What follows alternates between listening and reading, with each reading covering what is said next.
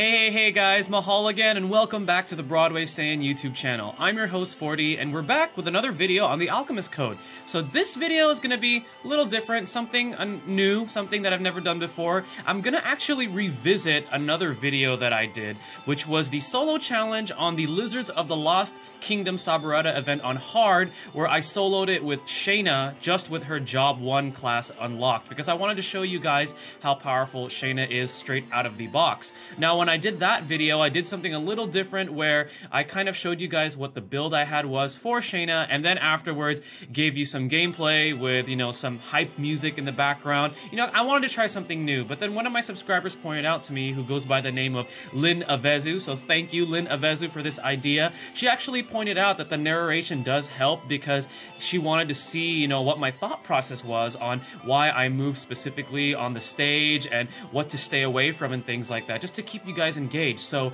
I'm going to be revisiting this in this video and showing you guys what my thought process was when I soloed this. Now, keep in mind, this is doable with any other character. Specifically, characters you want to shoot for are ones that are high agility, high attack, and high HP. Shayna does have quite a bit of HP. I think even with her Job 1 mastered and with all of her gear enhanced, she has like 900 health, which is pretty high.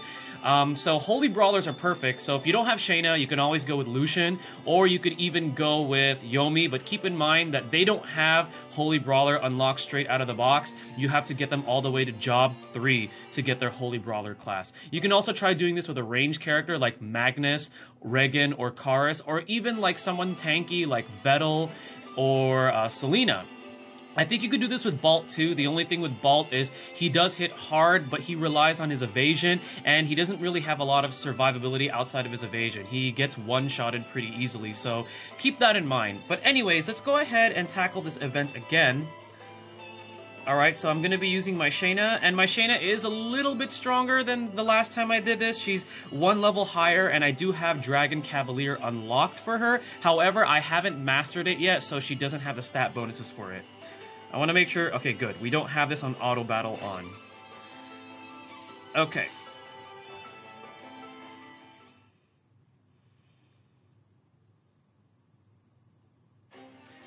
Alright, so we're going to take a look at the map first. Alright, so by far the most dangerous enemy, and actually the enemy you don't want to chase down right away, is Rahu. Now, this is the reason why she's very dangerous. One, she keeps casting Overclock, and she'll particularly cast it on this Charm Mandragora. Now, when she does that, the Charm Mandragora will automatically take its turn right away, no matter where it is in the order of turns, and will hit you with its Charm Liquid and will charm you. Now, since this is a solo challenge, if you get charmed, you lose control of your character until that character takes damage again. So that's one reason why Rahu is very dangerous. Second, if you are within Rahu's casting range, she's going to cast something called Black Hole. Now, what that does is it deals damage to you and it puts you on stop. So you completely lose control of your character. And if you're doing a solo challenge, this is very, very bad, because then the other enemy units will have their chance to attack you and you can't do anything about it. Because unlike Charm, where you could be broken out of it, or Sleep, where you could be broken out of it, this ability just puts you on stop for a certain amount of turns, and it takes a while for you to recover from it. So by far, you want to stay away from Rahu. Now, the strategy here is that you're staying away from Rahu, and the way the AI functions is Rahu will continuously cast Overclock on that Mandragora over and over and over. So you want to make Rahu waste all of her jewels, so by the time you are within her range, she doesn't have enough jewels to cast Black Hole on you. So I'm going to show you guys how to do that. Alright, so we're going to move right here. There we go. And we are just going to go ahead and use a regular melee attack on the Spearman. Spearmans can be dangerous too. They have an ability that can put you to sleep, but then again, it functions kind of like Charm, where if you get hit, you're broken out of it.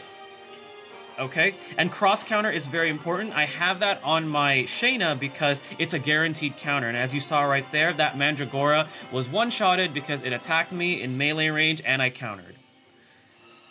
Now, these Wrath Demons, while they do have a lot of HP, they don't really do too much damage. When I did the solo run, I probably only had to heal like once with items, and they have very low defense, so you can actually hit him for a lot of damage. It's very easy to two-shot them. Alright, so now I'm going to go ahead and move here. And I'm going to go ahead and attack this demon. It's probably going to counter. Okay. It's fine. It's not going to be a lot of damage. But the reason why I'm using only regular attacks right now is because I want to build up my jewels so I have access to my abilities multiple times. Okay, again, we're going to go ahead and attack. And we're actually just going to end our turn. I don't want to be in range of that Elizabeth. Okay, so she's going to cast Overclock.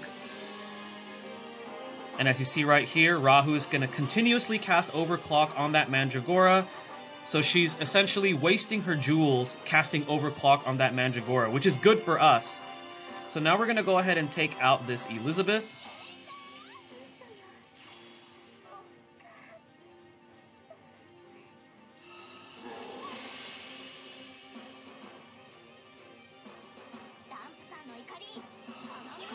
Okay, so now she only has 12 jewels. So now Rahu is not much of a threat because she has her, she doesn't have enough jewels to use that ability, which is Black Hole.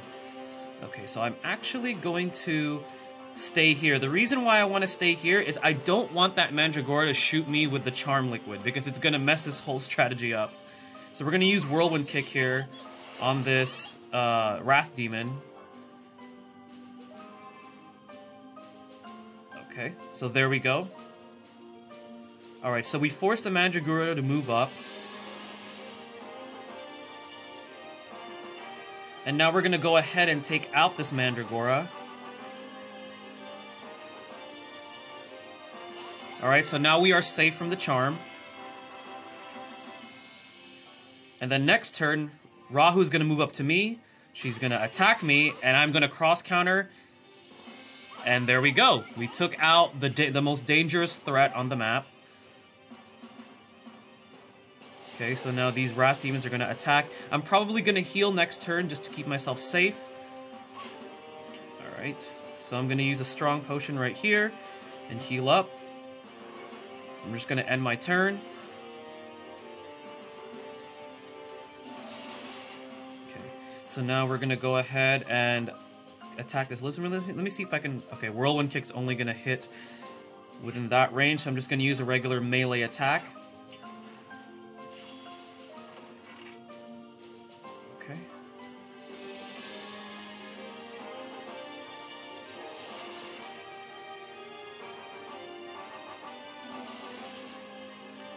Alright, we're going to go ahead and attack this demon right here.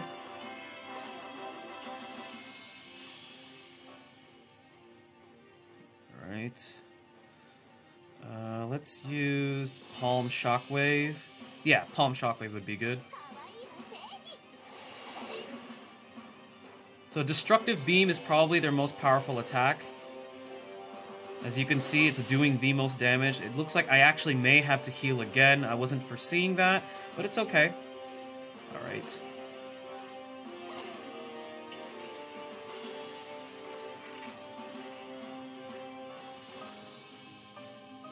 Alright, so we're going to go ahead and get the treasure. Whoops. I'm just going to use a small healing potion here. Yeah, 224 health is a little too low for me, so I'm just going to keep myself alive.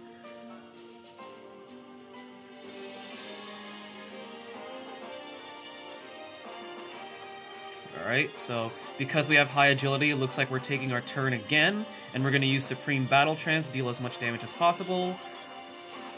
There we go.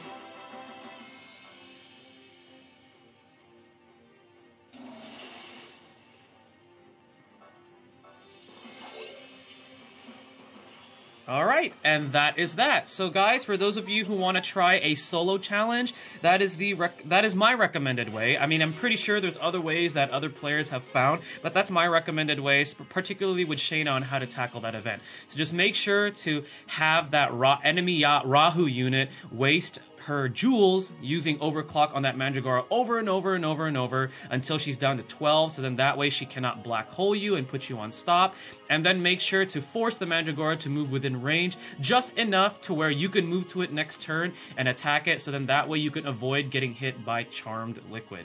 Again, Big thank you to my subscriber, Lynn Avezu, for recommending this and suggesting it because it inspired me to do a video. And guys, don't forget, again, that I am doing a giveaway for my 1,500 subscriber goal. Check that video out in the video description and the pinned comments.